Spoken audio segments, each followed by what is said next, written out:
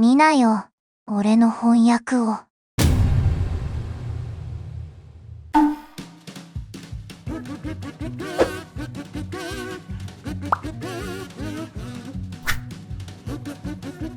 皆さん、こんにちは、花です。今日、メダリスト第22話を見ています。今日はシーズンフィナーレですよね。私、悲しいです。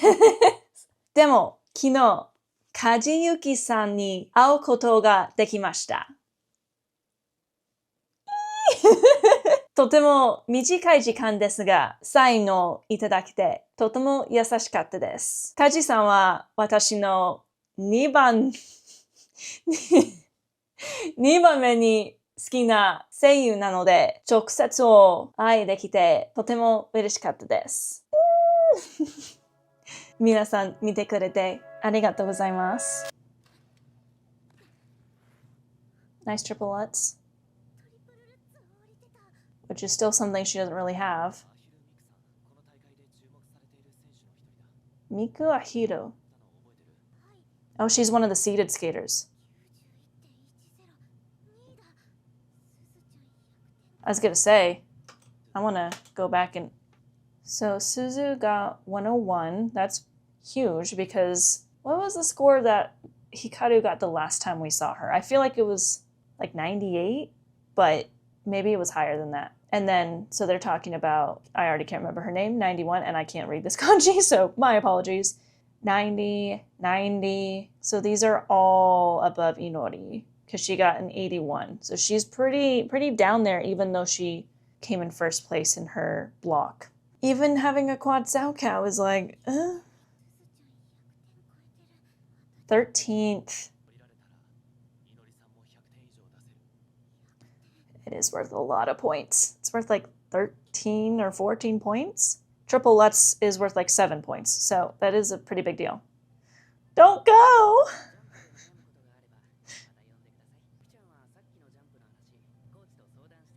I like how her shirt just says star. Don't go.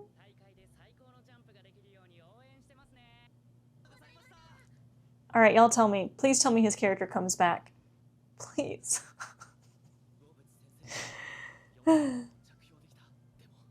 But she still doesn't have a flip or a Lutz. It's a strategy. Give that to her. I thought they were going there because that's where he lived, but I guess not. So she's gonna be trying quad toe.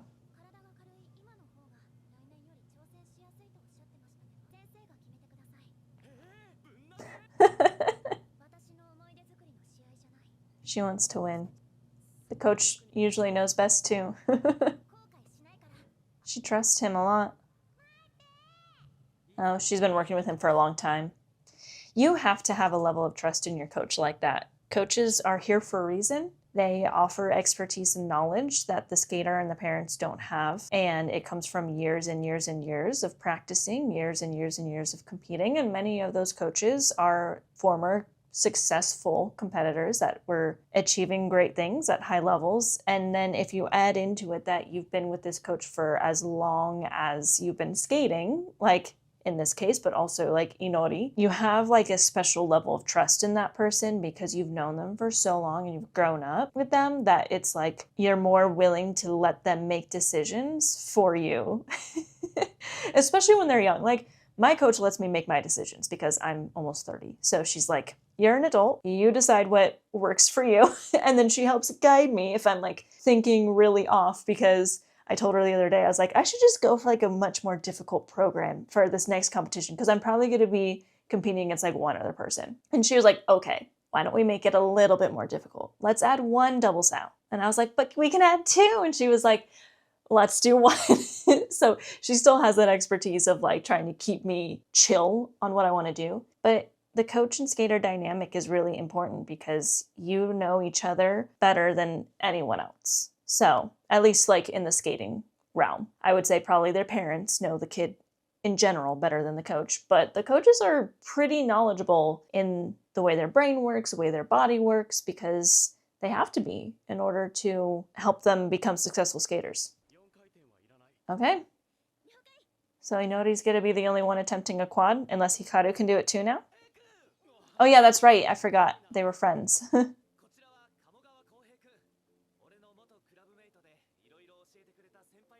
Oh, they were in the same club. Me, every time I eat. Onigiri is so good though. Oh my gosh. It took everything within me to not eat it every single day. Because he's been working out. Oh, they're doing homework together. They're already besties. Oh.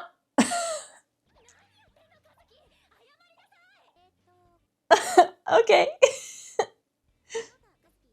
Oh man. Yeah, it's not common to see that many boys in one spot for figure skating.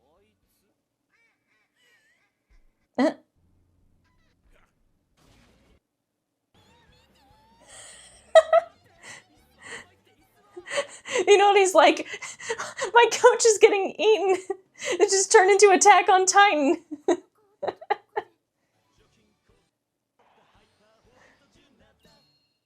It's that guy. I think it's the, yeah.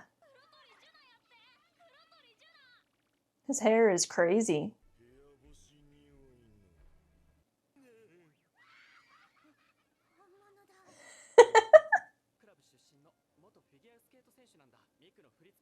So what's with the costume though? You know what, he's being so extra.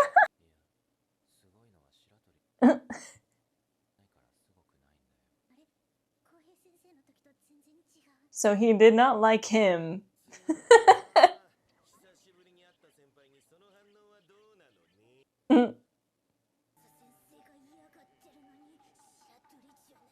She is a straight fighter for Tsukasa.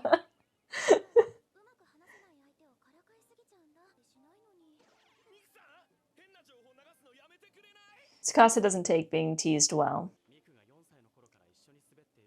Wow.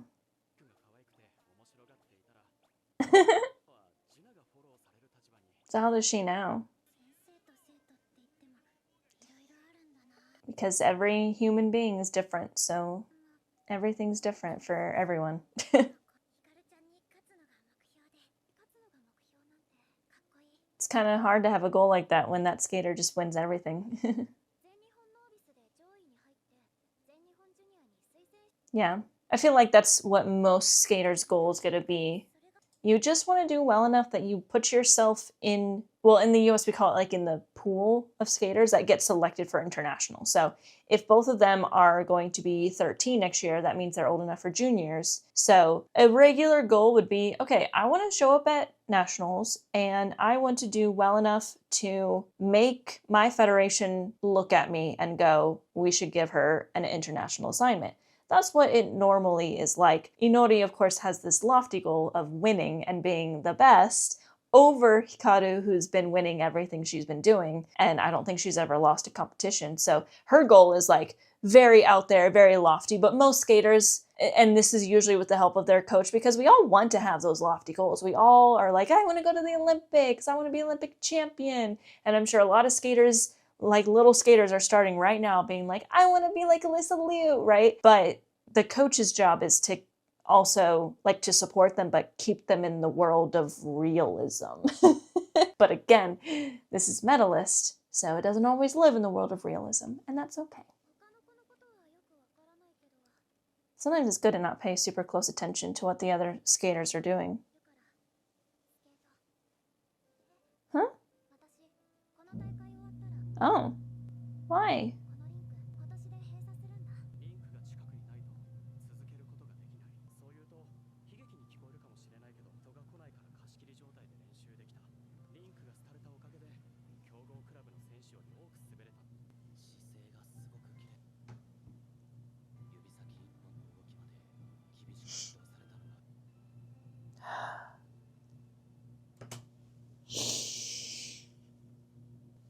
Okay.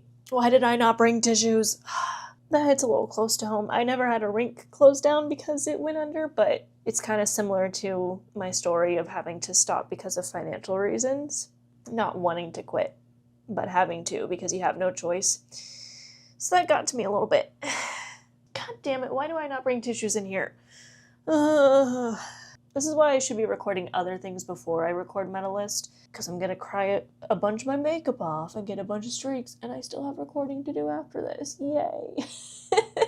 That does happen to a lot of people where the rink that's near them closes down because it's not making enough money. A lot of rinks try to supplement a lack of income flow by offering more hockey, because unfortunately it's just the name of the game is hockey makes more money, at least here in the States. I don't know. I know hockey's probably way more popular here than it is in Japan, but most of my rinks that I go to, they have plenty of figure skating, but there's way more hockey options because it's just that much more popular. So I've never had an instance where a rink has closed down and then there's just nothing near me, so there's no opportunity. But I do relate to the idea of having to stop skating because of something that you can't control. It's not because you want to, it's not because you need to for your mental health or your body or anything like that, or because you want to go to school. You know, I had a lot of friends quit skating after graduating high school because they wanted to go to college, they wanted to do other things. When you have to quit and you have no control over the situation is the hardest thing, because you have this unfinished business that you can't finish. So that that hits a little close to home in certain ways. Man, this show really makes me root for everyone, because now I want her to also get an opportunity to win a medal. Yeah, there's only 10 days until this competition. Yeah?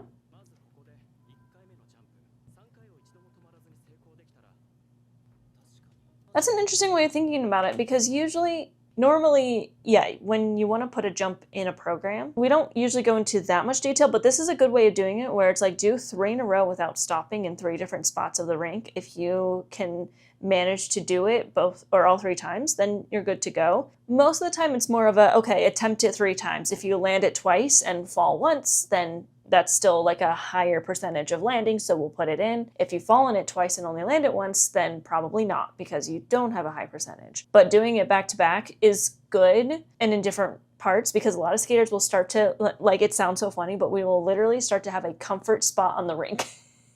A part of the rink that we feel the most comfortable, and we'll do it that way. Also, if you do it back to back to back to back, you can get tired pretty quickly from that. So being able to do it back to back to back is like the same as running like the first 30 to 45 seconds of your program. So that's a good way to put it. But yeah, you always want to have a high percentage of landing before you put it into a skating, because normally for most skaters, you only compete as good as your worst day of practice, because you're nervous, your legs are shaky. I actually tend to be a better competitor than practicer. I'm not gonna lie, going into sectionals a couple weeks ago, the week leading up to it was a really bad week. Like, I was not doing good run-throughs, and then I went and I did a good run-through when it all came down to it. But a lot of skaters, most skaters are not very good at competing. They're only as good as their worst day. So you wanna make sure you're only putting in jumps that are high percentage landing in practice. Some people don't do it that way. It's a risk.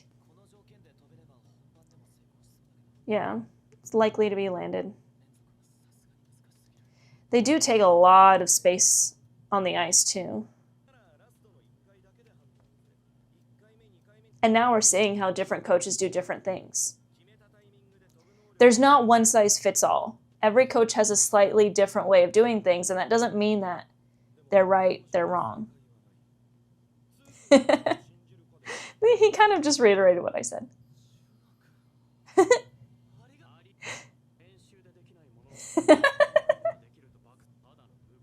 I like that they're exploring the dynamics between coaches that have different ideas of doing things.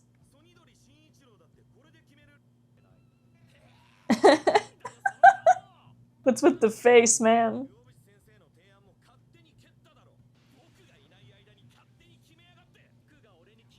It's a lot harder to, so it sounds like they're working together. It sounds like they work together with the same students. It's even harder when they don't agree with each other. Usually if you have 2 coaches that work together with one skater, which happens all the time, they kind of agree on the way they teach things so that it doesn't confuse the skater. So it's an interesting dynamic when 2 people are working together but don't have the same thought process. Again, very normal for coaches to have different thought processes. There are definitely objective things that are right and wrong when it comes to teaching skating, like certain techniques and that sort of thing. But the way you teach each skater is very subjective because not only are there multiple ways to make something work, but every skater is different. But it can be a lot tougher when those coaches work together and can't agree.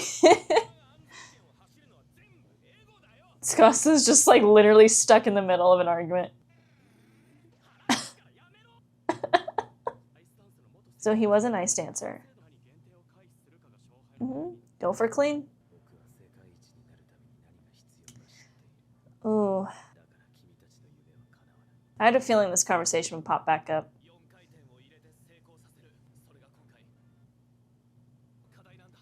I mean, if you're not going to include it in her program, then what was the point of working on it like that?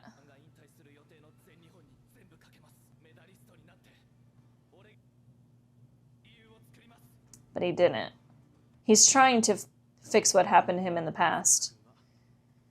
So they competed against each other in ice dance. Interesting.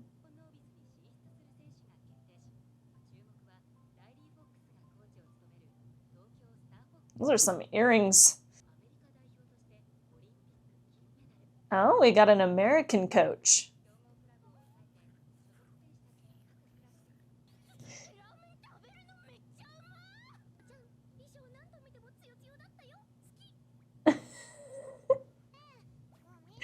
I'm okay. I just have to say it. I know this was made long before Alyssa Liu won the Olympic gold, but her hair is kind of like Alyssa Liu. It's like, wow, of course she's American. All right, we got an American character.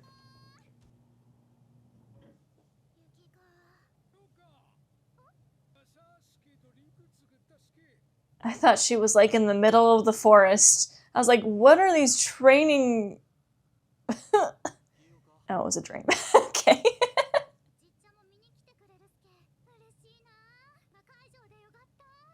Why do I have this mindset, because it's an anime, that something's gonna happen to her grandpa? Like, that's where my brain goes. Emma! I was just thinking about the fact that we haven't seen Emma in a while, and I really like her. Is she gonna be at All Japan's too?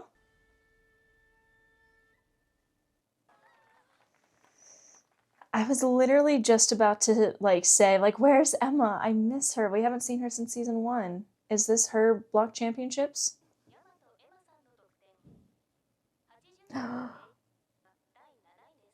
Oh, wait, okay. So this is interesting, because I'm kind of forgetting what score he got. Wasn't it like 80? And she won her block, but Emma scored an 80 and she's in 7th in her block, if I'm understanding what's going on correctly. That is another thing that happens a lot, though. When you have a qualification structure where it's based off of where you place in your section of the country, you're gonna see a lot of skaters who have much higher scores not qualify over skaters that had lower scores, because it all depends on how each competition goes. I would say Inori's block was very messy. Everyone was falling, everyone was stepping out, everyone was having a rough time. But if Emma's block is everyone's skating really freaking well, 80 points, which is enough to win one, is not even enough to qualify. And that's where it gets tough, and you start kind of thinking man, if I just lived somewhere else. Because growing up, I lived in a region where I was up against everyone who's from Southern California, and they are a powerhouse here in the US. All of the LA clubs, they're just well known for being the best. And so many times it was one of the hardest to qualify, just because the level of everyone there was so much higher. You could score a score that would qualify you literally any other region in the country. But because you were in this region, you were screwed. And it really sucks. That's another really hard thing to, it's a hard pill to swallow. I'm sad that she's not going to be there, though. I really like her.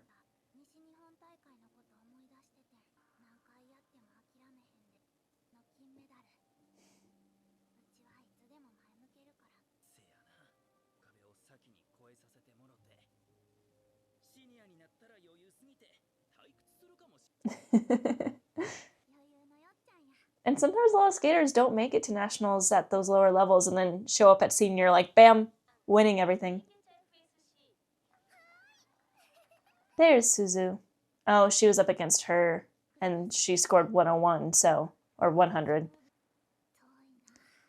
It makes me sad. I really like Emma.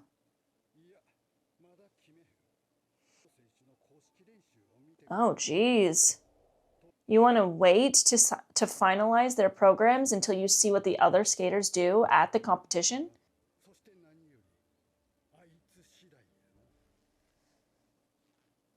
Hikaru?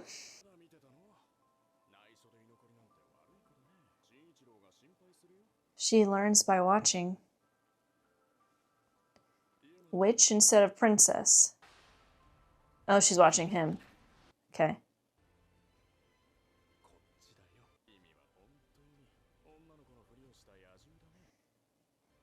See, I talk a lot about how Inori's growth is like really fast and stuff. I have never met a skater who can really learn just by watching like that. But I think they do exist. I think that there are definitely skaters out there that can just watch someone do something and really like understand what it is just based off of seeing it happen in front of their eyes. I have always wished that I could have that talent, but not many people do. That is a very rare talent. It's kind of like having photographic memory, you know, like just being able to remember something after seeing it once. There are people out there. It's a little rare though, but she's definitely got a lot of talent there. Oh boy. All right. Doing that on a really busy session has got to be terrifying.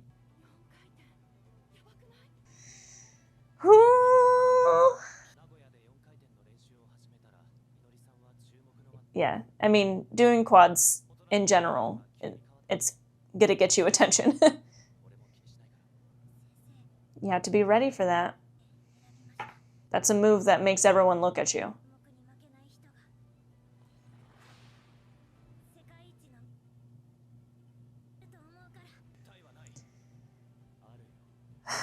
This episode is giving me chills. Oh my goodness. But we're gonna have to wait. I mean, yeah, you can't keep something like that as a secret. His brand new phone.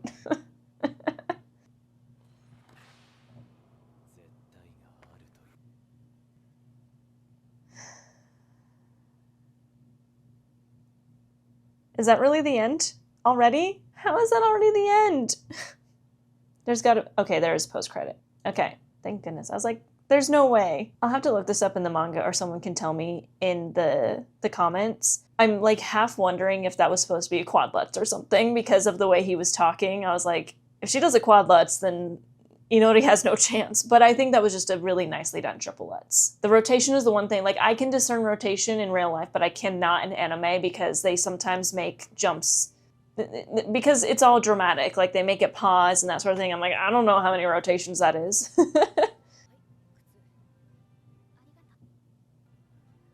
She was just walking around without her shoes, which I guess kind of ties back to how, like, we kind of met her in the manga, really. She was barefoot. Oh my goodness. I can't believe it's already time for this. That's it. All right. That is the season finale. So I think I was expecting the rivalry to be, yeah, just like the main plot. So it's moved along faster than I was expecting with that. But I'm kind of glad because I would love to see like their rivalry, which obviously is going to come to fruition in this movie. Like this movie is now confirmed going to be about all Japans. It's going to be mainly about their rivalry and that sort of thing, which I'm really excited about. I think that makes sense to make that a movie because first of all, like a lot of animes are going the movie route. I like that. I know not everyone likes that, but I do. I hope that I can go and see it in theaters. I'm still a little worried that it's not going to come to theaters in America because granted, the show itself is like on a 4-week delay on Hulu. So we'll see, but I'm really, really excited for that rivalry. Not as big of a cliffhanger as I was expecting. I thought they were going to be like, okay, someone's on the ice, whether that be Hikaru, Inori, or one of the other big players like Suzu, and they fall in their first jump or something and that was the end. I would have been like, oh my gosh. So I'm glad we ended it there because I feel like that's a good spot for me to be like, okay, now we're heading into All Japan's and we're about to have this rivalry play out in front of us in the movie theaters, hopefully. Very, very excited. このコーナーでは先週の動画で翻訳が大変なところだったりを紹介するコーナーです。まずはこちらから。Alright, we are on Niigata. I would be exhausted. I'd be like, I'm not jumping. My body will not leave the ice. はい、まずは状況を整理してみましょう。これは司と祈りが新潟に着いたばかりのシーンでの発言ですね。エグゾーステッドという単語はよく使うので覚えておきたいところ。意味としてはとても疲れたという意味になります。ベリータイヤードとほぼ同じような意味ですが、こっちの方がなんとなくインテリっぽい響きがあるのかもしれません。私なら疲労で飛べないと翻訳しましたが、どちらかというとニュアンスとしては疲れてるから、もうジャンプとかかんめ。そんな感じになりますので、そこをもうちょっと出せればよかったかも。さて、次の文章がパッと見た感じ混乱する人もいるかもしれません。直訳すると私の体が氷を去らないという感じになりますね。ただでさえ英語という別の言語を日本語に変換する作業をしているのに、言い回しまで違うとなるとどういうこととなるのかも。ただ疲れていて飛べないという状況がわかれば、そこまで難しくありません。要は疲労で体が動かないから、氷の上から離れることができない。そういうことを言いたいのです。せかすとも一瞬だけん。となりましたが、その違和感の正体はおそらく、マイボディと言ってるのが、日本語的な感覚と乖離してるのかと思いました。なので、翻訳は足が氷にひっつくとしました。たまにおしゃれな言い回しをされると、日本語でも、となりますが、英語だと、ほぼそれが起こっているようなものですからね。何度でも言いますが、慣れで勘を鍛えるしかないのかもしれません。では、次に行きましょう。But they have like a little sign that says like come and skate with us, but there was letters missing throughout, so it was like stay with and we were just kind of laughing at that because はい、ここは翻訳に苦戦したかどうかというよりはちゃんと伝わってたかなというのを確認する意味でも紹介しておきます。古いスケートリンクの近くにある看板の文字が欠けていた。そういうことを言っていましたね。英語の看板にはこう書かれていたと言っていました。カム&スケートをイズアス。文字が欠けていて、そのまま読んだらこんな感じになる。そんなシチュエーションでした。なので、そこら辺の事情まで聞き取れなかったり、聞き逃したりすると、いきなり意味不明なことを言い出したみたいになるかもしれません。なので、ここは先ほどのカム&スケートをイズアスという一文の翻訳。一緒にスケートしよう。部分部分で出していけば OK ということになります。すると、こんな感じになりました。stay with ちゃんと続きがあるよというのがわかりやすいように、ダッシュも文末に入れてみました。ちなみにたまに出てくるダッシュですが、前述したように、この文章は次の字幕とつながっていますよという意味になります。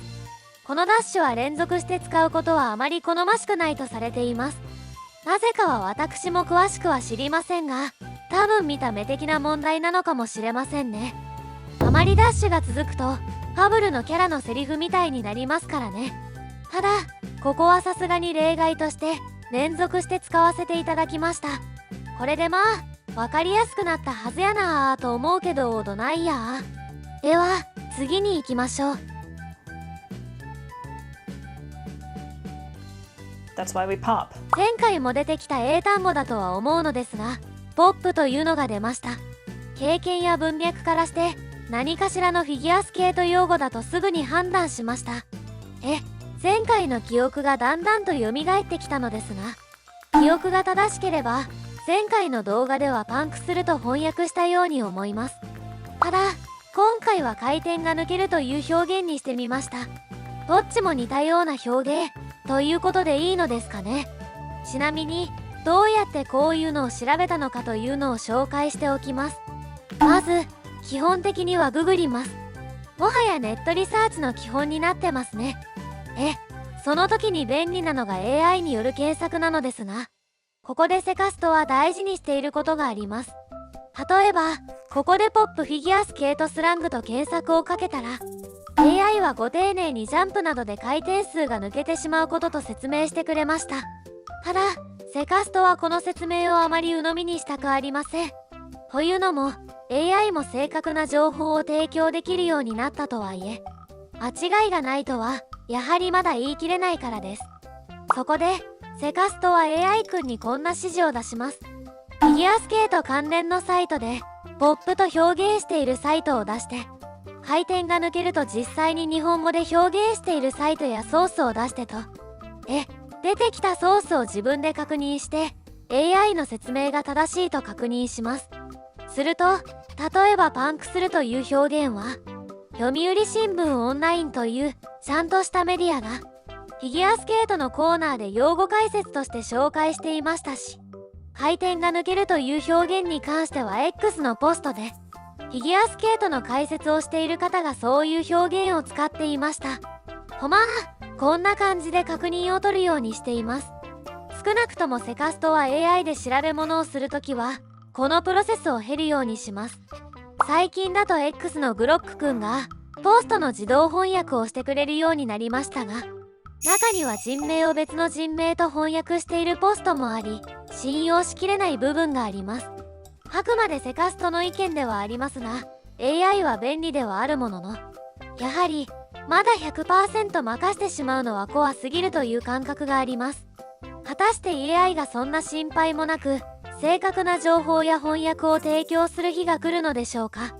おそらく、そう遠くない未来にその日が来るのでしょうが、それまでは、セカストはなんとか頭をひねって翻訳したいと思います。はい、話がだいぶそれましたね。次に行きましょう。Like if their goal really is to go up against Hikaru here, then her doing a quad sound would absolutely be like a huge deal. はい、ここではディールという単語をいかに翻訳するかがポイントです。最近ではアメリカの大統領が取引が大好きな人として知られているので、ディールという単語が取引という意味であることを知ってる人も多いでしょう。けど、この英文で使われているディールを取引としてしまうと、4回転サルコーをすることは彼女にとって大きな取引となるという、ちょっと言ってるのかよくわからない文章になってしまいます。そうではなく、ここのディールは取引というよりはもっと別の意味です。どちらかというと、これはカードの手札というような意味です。ポーカーとかのトランプゲームをやったことがある人なら、ディールという単語を聞いたことがありますよね。ディーラーという役割もあるように、トランプカードを配ることを指します。トランプを配って手札を作らせるという言い換えもできるかもしれません。なので、ここの英文の意味としてハヨーサルコーは大きな手札となるとなります。これでも、日本語としてはちょっと理解しにくいので、セカストは大きな武器と翻訳しました。